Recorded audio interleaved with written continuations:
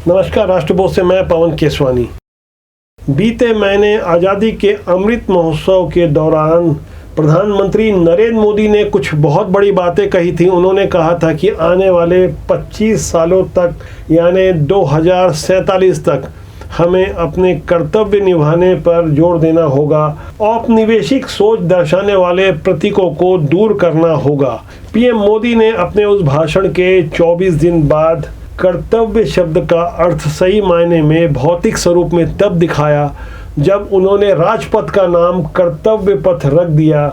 बहुत सारे मार्गों के नाम बदले गए, लेकिन कांग्रेस मुख्यालय अकबर रोड का नाम फिलहाल नहीं बदला जा रहा है। इन सारी बातों को समझने के लिए आपको भारत के उस फर्जी इतिहास के बारे में समझना होगा जिस वजह से हमें आज़ाद भारत में अकबर महान पढ़ाया जाता है, जिन्होंने भारत को गुलामी दी, जिन्होंने अत्याचार किया। आखिर कौन थे वो लोग जो भारत को गलत इतिहास पढ़वाते रहे? उस बारे में मैं संक्षेप में कुछ बड़े खुलासे करूंगा। यह आम भारतीयों को जानना समझना जरूरी है कि आखिर क्या कारण था कि 102 साल के भीतर राजपथ सड़क का नाम तीसरी बार बदला गया। पहले नाम था किंग्स वे, जिसे अंग्रेजों ने नाम दिया था, और आज़ादी के बाद यानी 1961 में नेहरू की सरकार ने इस सड़क का नाम दिया था राजपथ। 3 किलोमीटर की यह सड़क है जो इंडिया गेट से होते हुए राष्ट्रपति भवन तक जाती है। राजपथ के बाद अब पीएम मोदी ने इसे कर्तव्य पथ नाम दिया है। यह कोई सामान्य घटना तो कतई नहीं है। 8 सितंबर को नेशनल मीडिया में जब पीएम मोदी का भाषण चल रहा था और वे नामकरण कर रहे थे, तब उन्हें पूरे देश ने देखा और कुछ लोग थे जो प्रश्न खड़ा कर रहे थे कि 2024 के लोकसभा चुनाव से पहले नाम बदले जा रहे हैं। इसे हमें जानना समझना बहुत ज़रूरी है कि आखिर ये नाम बदलना क्यों ज़रूरी है। मई 2014 में सरकार बनाने के फौरन बाद स्वच्छता को लेकर जिस तरह का अभियान छेड़ा गया और उसके बाद 2015 में नाम बदलने का भी एक दौर शुरू हुआ। 2015 में मोदी सरकार ने रेस कोर्स रोड का नाम बदलकर लोक कल्याण मार्ग किया था, जहां प्रधानमंत्री का आवास है। 2015 में ही औरंगजेब रोड नाम बदलकर एपीजे अब्दुल कलाम रोड किया गया। 2017 में डलहौजी रोड का नाम दारा शिकोह रोड कर दिया गया। लेकिन यहाँ गौर करने वाली बात यह भी है कि अकबर रोड के नाम बदलने के भी अनेक प्रस्ताव आए। फिलहाल अकबर रोड का नाम नहीं बदला जा रहा है। अब लोग प्रश्न खड़ा कर रहे हैं कि क्या 24 अकबर रोड में कांग्रेस का मुख्यालय है, इसलिए नाम नहीं बदला जा रहा है। इसके पीछे असल वजह जो भी हो, लेकिन राजनीतिक संदेश तो साफ जा रहा है कि मुगलों के हिमायती कौन है यह बताने के लिए राजनीति इशारों में ही की जाती है, और इस तरह की राजनीति भी लोगों को खूब समझ में आ रही है। अब लोग साफ तौर पर समझ चुके हैं कि आखिर कौन था वो जिन्होंने फर्जी इतिहास लिखवाया। यहाँ गौर करने वाली बात है कि आज़ाद भारत का पहला शिक्षा मंत्री मौलाना अब्दुल कलाम आज़ाद थे, जो कि खुद कभी स्कूल नहीं गए। उन्होंने मजहबी तालीम ली, जिन्होंने मदरसे में शिक्षा ली। वहाँ से शुरुआत होती है आज़ाद भारत के गलत इतिहास को लिखने की। कालांतर में जेएनयू की रोमिला थापर और इरफान हबीब जैसे लोग आए, जिन्होंने गद्दारी की, जिन्होंने गलत इतिहास लिखवाया।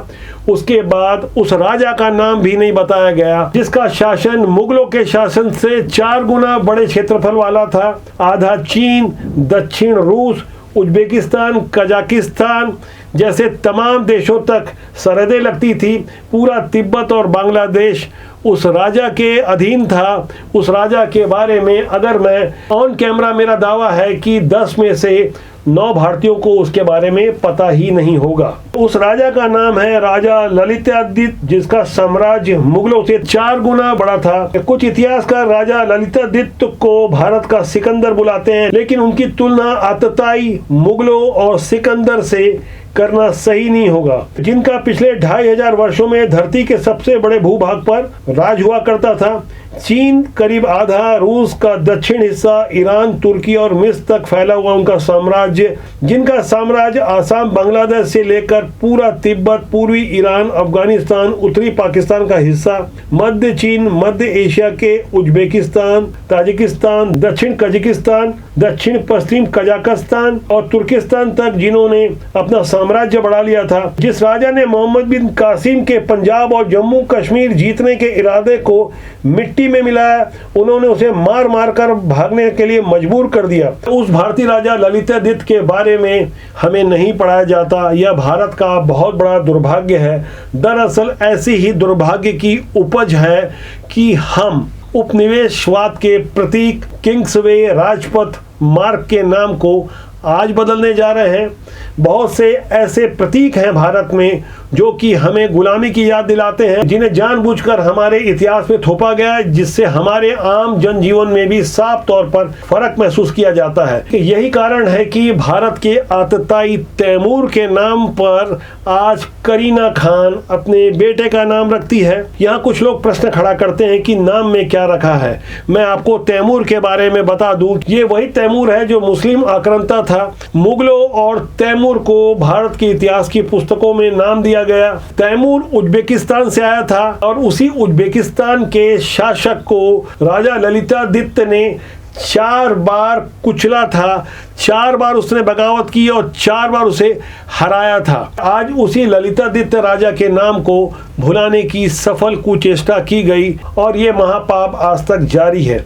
इतना ही नहीं, मैं आपको भारत के एक और प्रमुख मार्ग का नाम बताऊंगा, जीटी रोड, जिसे आपको जानना समझना बहुत जरूरी है। 3670 किलोमीटर लंबे इस रोड के बारे में फर्जी इतिहास पढ़ाया गया कि इसे शेरशाह सूरी ने बनाया था। 5 साल का शासन था शेरशाह सूरी का। उसके शासन के 1800 साल से भी ज्यादा समय पहले इसे किस भारतीय ने बनाया था, यह आपको नहीं पता होगा। दरअसल जीटी रोड के बारे में ऐतिहासिक तथ्य है कि यह रोड 329 ईसा पूर्व में भारत में तब बना था जब शेरशाह सूरी 1540 से 1545 तक राज किया था, यानी उनके राज करने के 1850 साल पहले ये रोड अस्तित्व में आ गया था। वास्तव में मुस्लिम आक्रांताओं ने हमारी प्राचीन धरोहरों को अपने नाम से बनवाने का झूठा प्रचार किया और यही धूर्तता आजादी के बाद भी जारी रही। झूठा इतिहास हमारे बारे में थोपा गया।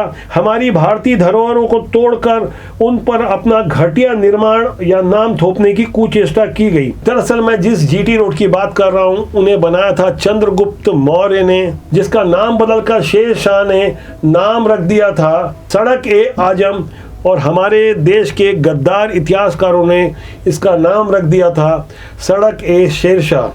आप समझ सकते हैं देश के साथ ये गद्दारी किस तरह से चलती रही और आज उसका मौजूदा नाम रखा गया गैंग ट्रैक रोड यानी जीटी रोड। आप समझ सकते हैं कि शेरशाह सूरी जो 1540 से 1545 तक 4.5 साल तक ही राज किया था, इतने छोटे से कार्यकाल में भी उसने अपना काम बखूबी किया। नाम बदला, हिंदुओं के प्रतीक चिन्हों पर उसने अपना कब्जा किया, जजिया कर लगाना नहीं भूला। दरअसल शेरशाह सूरी एक पश्तून अफगानी था, शायद इसलिए इरफान हबीब और रोमिला थापर जैसे कुंठित वामपंथी इतिहासकारों ने शेरशाह जैसे जिहादी मानसिकता को लोगों को भारत का निर्माण करता बताकर उसका महिमा मंडन किया। ऐसे ही गद्दार इतिहासकारों के कारण भारत की मौजूदा पीढ़ी को भी गलत इतिहास पढ़ने का मौका मिला। स्कूल कॉलेजों से लेकर प्रतियोगी पुस्तकों में भी यही फर्जी और झूठा इतिहास हम पढ़ते रहे। मौजूदा बदलाव के दौर में जब यूपी में इलाहाबाद का नाम बदलकर प्रयागराज किया गया, तब कुछ कुंठित मानसिकता के लोगों ने छाती पीटी थी। आप समझ सकते हैं ऐसा करने से भी उनकी राजनीति चलती है। वे कौन लोग हैं जो भारत को अभी भी गर्त में ढकेलना चाहते हैं, आपको जानना समझना जरूरी है। राष्ट्रबोध के इस जनमन से हम आवाज उठाते रहेंगे। आप सब्सक्राइब करना ना भूलें।